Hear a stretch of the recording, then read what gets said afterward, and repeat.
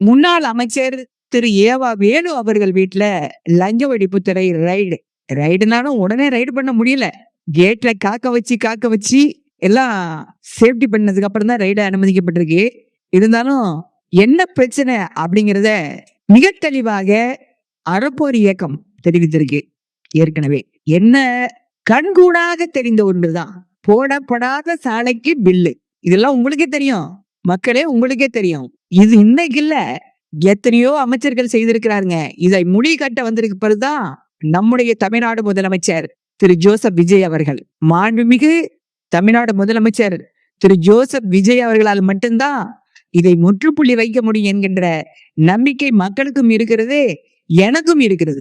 இன்னும் 100 ஆண்டு காலம் தொடரக்கூடாது என்பதற்கு முடிவு கட்ட வேண்டும். ஒரு மாவட்டத்துல பயணம் செய்து கொண்டே இருக்கீங்க, இன்னொரு மாவட்டத்துக்குள்ள என்ட்ராகும் பொழுது அந்த ரோட பாத்தீங்கன்னா தலைகீழ் மாற்றமா இருக்கும். ஆனால் எல்லா மாவட்டத்துக்கும் ஒரே அளவு தொகை தான் கொடுக்கப்பட்டிருக்கும். ஒரு அமைச்சர் ஊடக அமைச்சராக இருக்கிறார், ஒரு அமைச்சர் சிறப்பாக பணியாற்றக்கூடிய அமைச்சரா இருக்கிறார். சாலையே போடாம சாலை போட்டதா பில் கிளைம் பண்ணுவான். இதுக்கு எல்லாரும் உடந்தை. அதுதான் கேட்க வேணும். ஏவா வேலு அவர்கள் யாரு?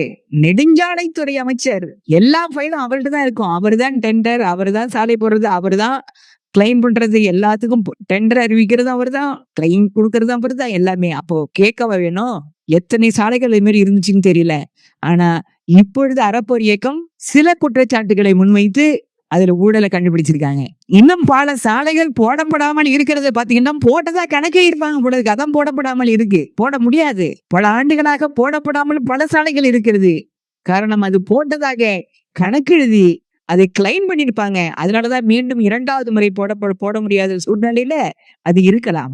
ஆக இப்படித்தான் ஓடிக்கொண்டிருக்கிறது. அதே போலதான் டெண்டர் எப்படி விடுவாங்க? உதாரணத்திற்கு டிரான்ஸ்பார்மர் ஊழல் அப்படிங்கிறாங்க. எப்படி விடுவாங்க டெண்டரு? யாரெல்லாம் டெண்டர் கேட்க போறாங்கிறது அவங்களுக்கு தெரியும். அவர்கள் அனைவரையும் அழைப்பார்கள். அழைத்து உதாரணத்துக்கு ஒரு டிரான்ஸ்பார்மர் 2.5 லட்சம் ரூபாய் தான் அப்படின்னு வச்சுங்களேன், ஒரு 8 லட்சம் ரூபாய்க்கு நீங்க பில்லு கொடுங்கப்பா அப்படிம்பாங்க.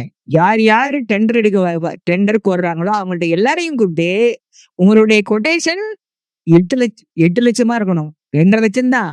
ஆனா நீங்க எவ்வளவு பில் கொடுக்கணும்? எஸ்டிமேட் 8 லட்சம் கொடுக்கணுமாங்க. எல்லாரும் 8 லட்சம் தான் போட்டிருப்பாங்க. அப்ப 8 லட்சம் போட்டு நினைச்சுவாங்க, யாரு இதுல குறைச்சி போட்டிருக்கான்னு பாப்பாங்க. யாருமே குறைச்சி போட்டிருக்க மாட்டாங்க. எல்லாம் 8 லட்சம்.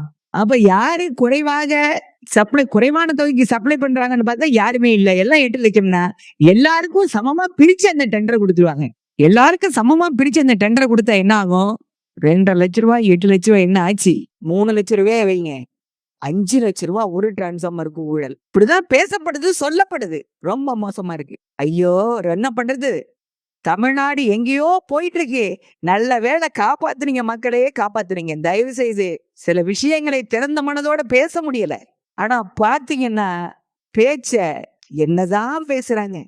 ஏதோ பாட்டு ஒண்ணு இருக்கு, திருடனாய் பார்த்து திருந்தாவிட்டால் திருட்டை ஒழிக்க முடியாது. இப்படி ஒரு பாட்டு இருக்கு. தயவு செய்து திருந்துங்க. நாட்டு பணம், மக்கள் பணம், மக்கள் சொத்து. இந்தியா, தமிழ்நாடு எல்லாம் அது ஒன்றிணைந்த இந்தியா.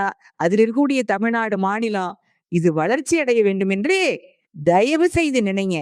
மக்கள் சொத்து, கடனை வாங்கி வச்சுட்டு போயிடாதீங்க. தயவு செய்து நம்முடைய வீடு, தமிழ்நாடு என்பது நம்முடைய வீடு. கடன் வாங்கி ஊழல் பண்ணாதீங்க.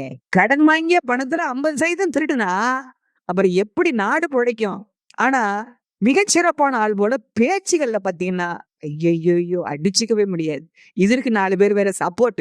தயவு செய்து மனசாட்சி சொல்லுங்க. மனசாட்சி வேணுங்க. மனசாட்சி வேணும். இனிமேலாம் நீங்க எதுக்கு காசு கேக்குறீங்க? மக்கள் ஓட்டுக்கு காசு வாங்க மாட்டாங்க. மக்கள் ஓட்டுக்கு காசு வாங்க மாட்டாங்க. நீங்க கொடுத்தாலும் வாங்கிப்பாங்க. ஓட்டு உங்களுக்கு போட மாட்டாங்க. ஓட்டுக்கு காசு வாங்க மாட்டாங்க. கொடுத்தாலும் வாங்கிப்பாங்க. ஓட்டு உங்களுக்கு போட மாட்டாங்க. மக்களுக்கு நல்லா தெரியும் ஊழல்வாதி யாரு, கொள்ளையடிக்குமாதி யாரு, லஞ்சவாதி யாரு, எல்லாம் தெரியும். யாருக்கு ஆட்சியை கொடுக்க வேண்டும். தயவு செய்து இருக்கிறவங்களும் சப்ப கட்டாதீங்க. தயவு செய்து புரிஞ்சுக்குங்க. யோசிங்க. நாடு எங்க போயிட்டு இருக்குன்னு யோசிங்க. அவங்க சப்ப கட்டிக்கிட்டு இருக்காதீங்க. சுயநலத்தோட இருக்காதீங்க. பொது நலத்தோட வாங்க. அதான் சொல்ற, 4 இட்லி மேல சாப்பிட முடியாது. யாருக்குதான் சேர்க்கிறீங்க சொத்து? சரி, தேர்தலுக்காக நீங்க வாக்காளர்களுக்கு பணம் கொடுக்க சேர்க்கிறீங்களா? வேண்டாம். வாங்க மாட்டாங்க. குடுத்தாலும் உனக்கு ஓட்டு போட மாட்டாங்கன்னு சொல்றேன். தயவு செய்து சேர்க்காதீங்க, சேர்க்காதீங்க, சேர்க்காதீங்க. இனிமையாவது மாறுங்க. நீங்க தப்பிச்சுக்கலாம். இல்லைன்னா நிச்சயமாக மக்கள் உங்களை கட்டம் கட்டி விடுவார்கள்.